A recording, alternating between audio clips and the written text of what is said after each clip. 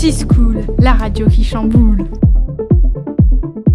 Bonjour à tous et bienvenue dans cette deuxième émission de Radio C-School, la radio qui chamboule. Je suis Alix, la présentatrice de cette émission. Nos journalistes Adèle, Pierre, Margot, Nilam, Louis et Solena vont nous parler d'actualité à l'AIFS avec les événements de décembre, puis de sport avec le cross, de films et de musique. Ils vous feront découvrir un insecte improbable et un mystère de l'histoire avec le Loch Ness. Enfin, ils termineront avec une interview sur le métier de proviseur adjoint. Nous avons l'honneur d'accueillir nos deux proviseurs adjoints, Madame Alonas et Monsieur Bayeul. Nous commençons par les actuels IFS avec Nilam. Bonjour Alix, plusieurs événements humanitaires ont été organisés. Le jour du 25 novembre a été la journée des droits de la femme et à l'école, plusieurs élèves de terminale ont vendu plusieurs rubans orange afin de collecter de l'argent pour l'association de Women's Organization. Ils les ont vendus près de la vie scolaire et sous le préau. À partir du lundi 28 novembre, les élèves ont pu déposer les vêtements qu'ils n'utilisaient plus. Ils ont été revendus au profit d'une association aux Philippines. Ça s'est terminé le 7 décembre. Un autre événement a eu lieu à l'AIFS, la bourse aux livres. Elle a eu lieu du 7 décembre jusqu'au 9 décembre 2022. L'argent qui a été collecté a été donné à une association. Il y en aura une autre en mars de cette année scolaire. Le concert de Noël avec 32 élèves de la chorale de l'école a eu lieu le 13 décembre. La professeure qui a organisé le concert est Madame Demange, professeure de musique de secondaire. Ce fut un beau moment de partage en musique et un véritable succès. Bravo aux chanteurs et aux musiciens! Grand événement à l'AIFS. Lilian Thuram est venue au lycée français le samedi 19 novembre pour parler de son livre La pensée blanche. Merci Nilam pour ces informations.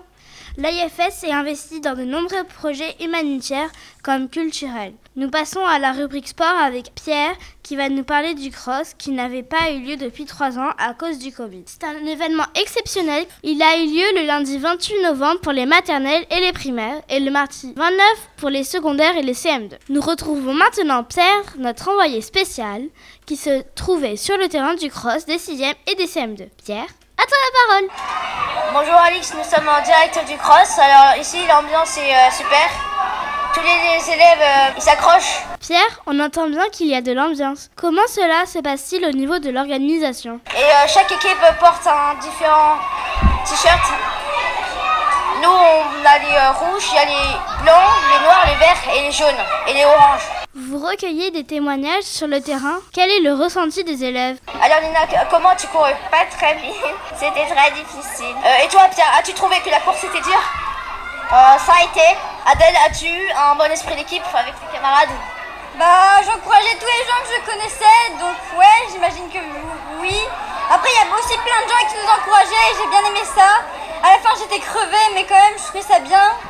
Et l'esprit d'équipe est toujours présent. Et au niveau des classes? Alors, nous retrouvons Samuel, Martin, Joseph, Loïc et Léopold à la fin de la course. Ils étaient dans l'équipe jaune. Comment s'est passé pour vous le cross?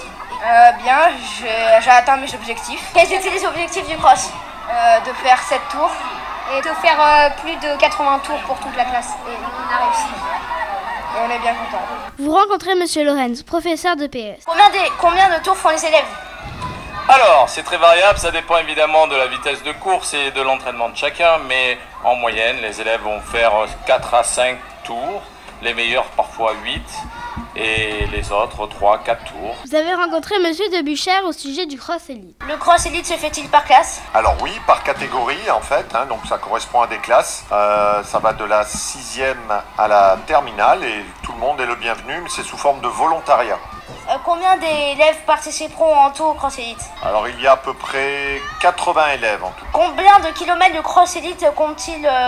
Le cross élite, suivant les catégories, on va démarrer à 2800 mètres, c'est-à-dire 2 km 800. Et les plus grands vont courir 3 km 600. Maintenant, place au résultat. Pour la 3e place, avec une moyenne de 5,13, la CM2 I et la 6e K. 3e place, bravo. Alors, il nous reste 2 classes de CM2. Il nous reste la CM2K et la CM2D. Et la 6e E et la 6e G. Pour l'édition 2022, les gagnants de ce cross avec une très très belle moyenne de 5,41. Nous avons la CM2 K la 6e E. 6e E, CM2K. Vous remportez l'édition 2022 du défi classe. CM2D, 6e G, vous êtes deuxième, une très belle deuxième place avec une moyenne de 5,26.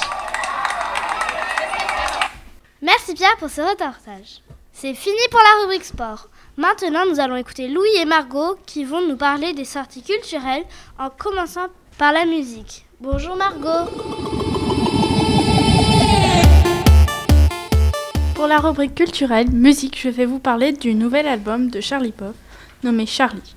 Après l'album Nine Track Mind, sorti en 2016, et The Beautiful and Damned, sorti en 2018, ce troisième album, sorti le 7 octobre 2022, parle en général d'amour, plus précisément des deux plus grandes ruptures dans la vie de Charlie Puth. Une relation amoureuse en 2019 et celle avec son ancienne maison de disques. Le style de cette musique est plus adapté en pop. Dans cet album, je vais vous parler plus précisément d'une chanson nommée Left and Right, seule chanson en duo de cet album. Cette musique est chantée par Jungkook des BTS et Charlie Puth. En voici un extrait.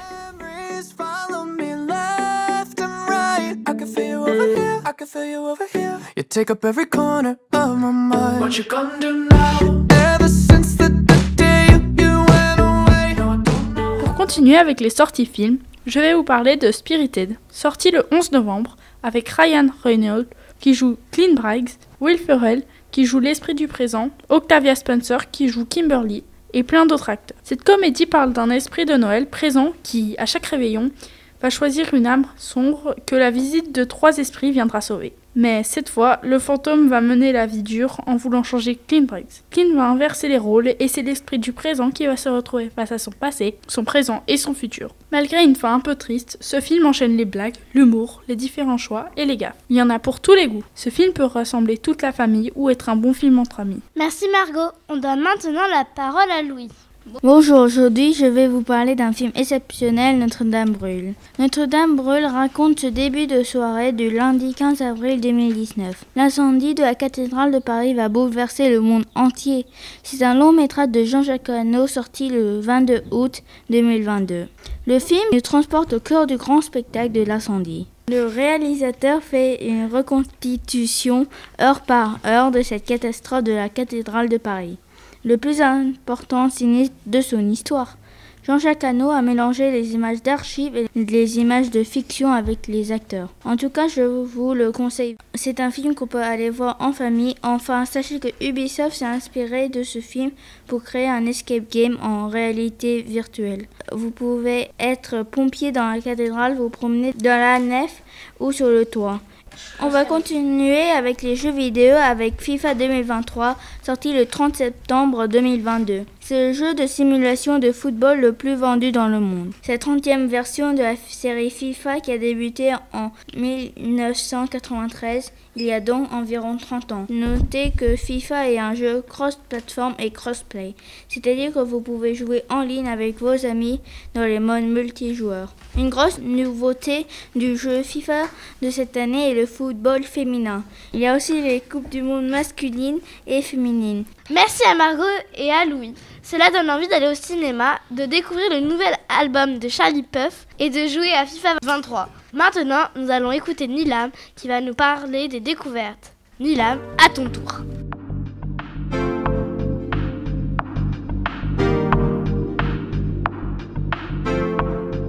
Pour cette nouvelle émission, je vais vous parler d'un insecte passionnant, le Phlogistes quibalensis. Cet insecte a été découvert assez récemment, précisément le 27 janvier dernier. Cette découverte est assez importante. Il a été découvert dans la forêt du parc national de Kibale, à l'ouest de l'Ouganda, un pays de l'Afrique de l'Est. On le retrouve uniquement dans ce pays. Il a été découvert par un scientifique britannique. Son parent le plus proche a été vu pour la dernière fois en 1967 en République centrafricaine. Cet insecte affiche une ressemblance avec la cigale, à la différence qu'il ne mesure que 6,5 mm de long. Ce qui n'est quand même pas beaucoup pour un insecte de la famille des cicadelles. Le Phlogistes quibalensis mange la sève des plantes et il est la proie de plusieurs insectes, et en particulier des araignées, des coléoptères, des guêpes parasites et d'oiseaux. Il a un éclat métallique distinctif. Ce sont des couleurs produites par des interférences, c'est-à-dire que la lumière produit un effet de couleur sur sa carapace transparente, comme quand on allume un jet d'eau au soleil et que ça fait comme un arc-en-ciel. Mais attention, cette espèce est très rare et est sur le point de disparaître, comme beaucoup d'insectes, dont certains que nous n'avons même pas encore découverts. C'est pour cette raison qu'il est important de bien préserver son environnement. Merci Anilam pour cette information sur cet insecte insolite. Nous allons maintenant écouter Solena qui va nous raconter l'histoire d'un monstre écossais. Aujourd'hui, je vais vous raconter le fameux mystère du monstre du Loch Ness. Mais pourquoi est-ce un mystère? Est-ce que quelqu'un l'a déjà vu? Eh bien, retournons dans le passé. Avril 1934, le fameux lac du Loch Ness, en Écosse, Robert Ned Wilson, un chirurgien et ses amis se promènent tranquillement. Quand sort des profondeurs le monstre du Loch Ness, énorme avec son cou, il les terrorise. Alors, Robert prend une photo. Traverse le monde entier. On en parle dans les journaux, à la radio, ce qui intrigue les gens. Alors, en 2018, un scientifique néo-zélandais lance une analyse d'ADN. Mais après 2 ans de fouilles, il ne trouve pas d'ADN de dinosaures vivant dans le fameux lac. Mais les chercheurs ont découvert une grande quantité d'ADN d'anguilles. Le généticien néo-zélandais, le professeur remarque que les anguilles sont très abondantes dans le Loch Ness et de l'ADN d'anguilles a été retrouvé presque dans tous les endroits échantillonnés. Il y a des possibilités que le lac du Loch Ness soit regorgé d'anguilles géantes. D'autres pensent que ça pourrait être des poissons-chats. Mais il y a beaucoup de théories qui concernent le monstre du Loch Ness. La première théorie est que le monstre serait un plésiosaure de 12 mètres de long avec un très long cou. La deuxième théorie est ce qu'il semblerait être un animal inconnu. Et vu que le lac est très grand, il y a des zones qui n'ont pas été explorées, qu'ils soient un esturgeon géant est la troisième théorie. Mais le mystère n'est pas encore fini, au contraire, elle continue à passionner les gens. Le mystère n'a pas encore été résolu, mais qu'en pensez-vous? Merci Solena pour cette histoire toujours aussi mystérieuse. Et pour finir, nous recevons Monsieur Bayeul et Madame Alonas. Bonjour Madame Alonas, bonjour Monsieur Bayeul. Bonjour. Bonjour. Nous vous remercions d'avoir accepté notre invitation. Nos journalistes Adèle et Margot ont préparé cette interview. Bonjour Madame Alonas et bonjour Monsieur Bayeul. Nous sommes ravis de vous accueillir. Alors vous êtes tous les deux proviseurs adjoints à l'AFS. En quoi consiste votre métier? C'est donc la fonction proviseur adjoint n'est pas tout à fait pareille à l'étranger qu'en France. Voilà. Les missions se ressemblent, mais le cadre, on va dire, l'environnement et le fonctionnement général de l'établissement est un petit peu différent.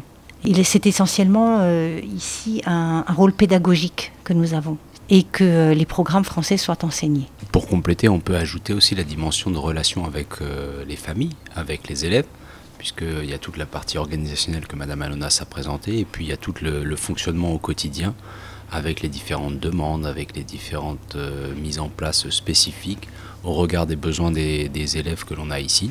C'est-à-dire que vous veillez aussi au bien-être des élèves? Et des enseignants. Et je dirais que si on n'a pas d'élèves, on n'a rien à faire là. Donc évidemment, c'est notre première mission, elle est là. Madame Alonas, depuis combien de temps exercez-vous ce métier? Alors, ça fait 17 ans que je suis personnel de direction et j'ai intégré ce corps des personnels de direction en 2015 et à l'IFS depuis quelques mois puisque je suis arrivée en septembre 2022. Est-ce que vous remarquez des différences entre les établissements précédents et entre ici, à l'AFS?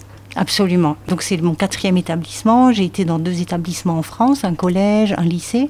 Et puis ensuite, j'ai passé 6 ans au Canada dans l'école française homologuée. Et chaque établissement est différent et c'est ce qui est vraiment très très intéressant.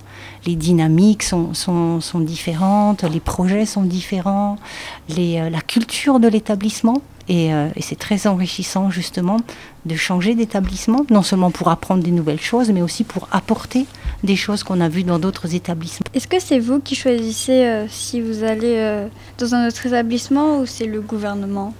Alors, on a la possibilité, lorsqu'on est nommé dans un établissement, on doit y rester au moins 3 ans pour s'assurer qu'on met des choses en œuvre. Et puis ensuite, on peut demander à partir ou on peut demander à rester ou à prolonger ou bien à partir. Mon collègue va peut-être rajouter parce qu'il a une expérience différente de la mienne. Oui, alors moi je suis personnel de direction depuis 15 ans, du coup dans différents établissements en France et à Singapour uniquement. Et de proviseur adjoint en l'occurrence, c'est vraiment de devoir s'adapter, de devoir se réinventer en fonction des différentes situations. Et à quoi sert donc un proviseur adjoint s'il y a déjà un proviseur? Tout dépend de la taille de l'établissement. En fait, dans certains établissements, il n'y a pas de proviseur adjoint, il n'y a pas de principal adjoint. Donc on parle de proviseur quand on est sur des lycées, on parle de principaux quand on est sur des collèges. C'est la même fonction. Du coup, est-ce que c'est vous qui organisez les projets de l'école? Alors ça dépend, quel type de projet. Il y a certains projets qu'on peut impulser et on demande aux enseignants de s'investir dans ces projets-là. Et à l'inverse, vous avez certains enseignants qui proposent des projets, on les accompagne. Après, on a certains projets aussi qui viennent des élèves et que l'on soutient et qu'on accompagne. Je vais prendre l'exemple des terminales qui proposent dans le cadre de l'EMC des projets aussi dans le cadre du CVL, du CVC et que l'on soutient. Et après, il y a des projets que on nous demande de mettre en place par l'intermédiaire du gouvernement français puisque du ministère de l'Éducation nationale. Madame, quel est votre parcours pour en être arrivé là, c'est-à-dire être proviseur adjoint à Singapour dans un lycée français? Les proviseurs adjoints, les principaux adjoints avaient une carrière avant, étaient enseignants par exemple, et puis ensuite ils décident, après quelques années d'enseignement, de changer, c'est-à-dire de plus être face aux élèves, mais de faire de la pédagogie, mais différemment. Parce que quand on fait des emplois du temps, on garde nos réflexes de pédagogue et d'enseignant. Avec plus de responsabilité. Avec plus de responsabilité que seulement une classe. Et donc voilà, c'est au fur et à mesure de sa carrière finalement qu'on évolue et qu'on a envie de faire autre chose tout en restant dans la pédagogie et dans l'éducation. Est-ce qu'il faut de la patience pour être proviseur adjoint? Une certaine capacité de travail, on va dire. Parce qu'on fait beaucoup d'heures dans la semaine. Et de patience, oui. De patience face à l'impatience de tous les intervenants qui sont autour. Parce que la patience vient avec le recul qui est nécessaire dans toute situation. Pourquoi vous avez choisi ce métier? Qu'est-ce que vous aimez dedans? Je ne l'ai pas choisi en premier. Je faisais autre chose avant. Et je l'ai découvert au fur et à mesure. Mais j'avais une autre carrière. J'avais fait des études scientifiques. J'avais commencé un autre métier. On peut se tromper et puis on peut essayer de rebondir quand on voit que le métier, parce que la carrière est longue, il faut travailler plus de 40 ans. Donc quand on voit que le métier qu'on fait ne correspond pas à nos attentes, à nos aspirations, je pense qu'il faut avoir le courage de changer de voie. Et je me suis dit que ça valait la peine d'essayer de changer de voie et j'ai bien fait parce que voilà, je me suis beaucoup plus épanouie et ça me plaît davantage ce que je fais maintenant que ce que je faisais avant. Est-ce que votre métier ressemble à celui que vous imaginiez enfant? Non, je pense qu'on n'a pas forcément une vision tout à fait identique. Même quand on fait des études, on s'imagine des choses et on n'a pas forcément conséquence de la manière dont ça va se traduire sur le terrain quand on sera dans une entreprise. Et voilà, c'était pas tout à fait la vision que j'en avais. Et pour ma part, moi j'ai jamais pensé à être chef d'établissement quand j'étais enfant. Je ne sais même pas ce que c'était, faut être honnête. Donc j'ai vraiment, c'est venu sur le tard parce que j'avais envie de changer, parce que mon métier peut-être me suffisait pas. J'avais envie de prendre plus de responsabilités, certainement, m'engager davantage au bénéfice des élèves et pour leur réussite. Après, peut-être que dans 5 ans, je ferai autre chose. Je pense qu'on est dans une société où les choses évoluent. Et vous, Monsieur Bayeul, quel est votre parcours pour en être arrivé là, c'est-à-dire être proviseur adjoint à Singapour? Il y a une part de hasard parce qu'à un moment donné, on fait des choix, donc comme le disait Madame Alonas. Donc moi, j'étais professeur de PS à la base, et puis j'ai pris des fonctions, j'ai aidé des gens qui avaient le rôle de proviseur adjoint ou de principal adjoint, et puis petit à petit, ça m'a intéressé, donc j'ai passé un concours, parce qu'il faut passer un concours pour devenir personnel de direction. Et puis de fil en aiguille, à un moment donné, j'ai voulu quitter la France, retrouver l'étranger, puisque j'avais déjà travaillé à l'étranger avant, et puis on m'a proposé de venir à Singapour. Voilà, ça fait partie des opportunités dans une vie. Pourquoi avez-vous choisi ce métier? Qu'aimez-vous dedans? Je pense que c'est vraiment l'implication au profit de l'éducation, et même si à l'étranger on n'est plus directement fonctionnaire, c'est ce côté au service des élèves et au service de leur réussite. Nous sommes maintenant à la fin de cette interview. Et merci beaucoup Madame Alonas et Monsieur Bayeul. Merci à vous. Merci à vous. Au revoir. Merci. Merci à Madame Alonas et à Monsieur Bayeul de nous avoir accordé un peu de leur temps précieux. Nous arrivons à la fin de cette émission de C-School. Nous remercions tous nos journalistes pour toutes ces informations. Au revoir et à bientôt dans notre prochaine émission. C-School, la radio qui chamboule.